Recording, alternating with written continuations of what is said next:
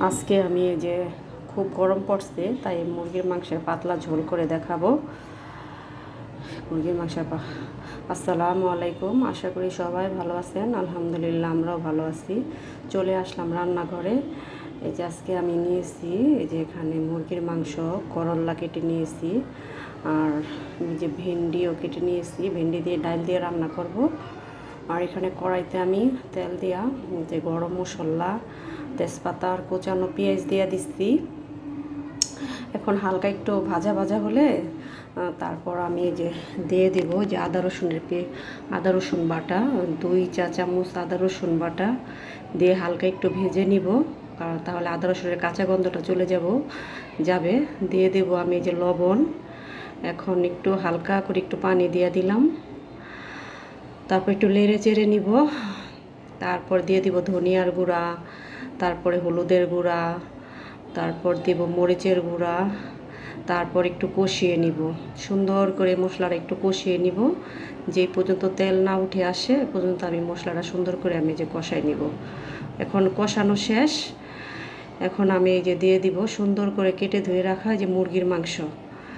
এখন মুরগির মাংসটা দিয়ে, প্রচণ্ড পরিমাণে গরম, আল্লাহ তুমি রহমতের বৃষ্টি দাও। সবাই অসহ্য গরমের মধ্যে ভোগ করতেছে। এখন আমি এই যে মাংসটা সুন্দর করে কষায় নেব। মাশাআল্লাহ কালারটা খুব সুন্দর হয়েছে। আর আমি আজকে একটু ঝাল ঝাল করে করব, এই কারণে একটু মরিচের গুঁড়োটা বেশি দিচ্ছি, কারণ ফার্মের মুরগি। এই যে প্রায় কষানো আমার শেষ। আরেকটু ভালো করে আমি কষিয়ে নিব।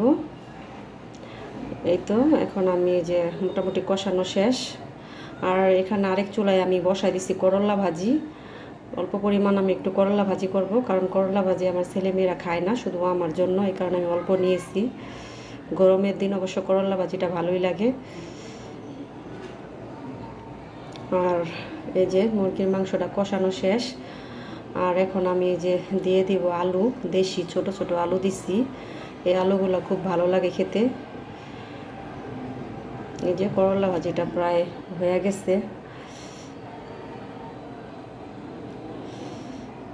এখন দিয়ে দিব আমি পরিমাণ মতো পানি, কারণ আমি ভালো করে কষাই নিচ্ছি, এই কারণে আমি অল্প পরিমাণে পানি দিব। এই যে করলা ভাজিটাও রান্না করা শেষ। এখানে ভেন্ডিতে আমি হলুদ আর এই যে মরিচ দিছি, আর এই যে ডাল নিচ্ছি। ভেন্ডি দিয়ে আমি এই যে ডাল চচ্চড়া করব। আর মাংসটা রান্না শেষ, যে ডালটা বসাই দিছি আরেক চুলায়। তরকারিটা রান্না করা শেষ। এখন আমি এই চুলায় ভাতটা বসাই দিব। সবাই বৃষ্টির জন্য আল্লাহর কাছে দোয়া করেন যে আল্লাহ একটু বৃষ্টি দেয়। এই যে আমি ভেন্ডিটা ভেজে রাখছিলাম, এই যে ডাইলের মধ্যে দিয়ে দিচ্ছি, আর সব ধরনের মশলাগুলো দিয়ে দিচ্ছি। এখন আমি এই যে ডালটা বাগার করব। এখন আমি রসুন আর এই যে পেঁয়াজ দেওয়া, সরিষার তেল দিয়ে আর একটু হইলে আমি ডালটা বাগার দিয়ে দিব।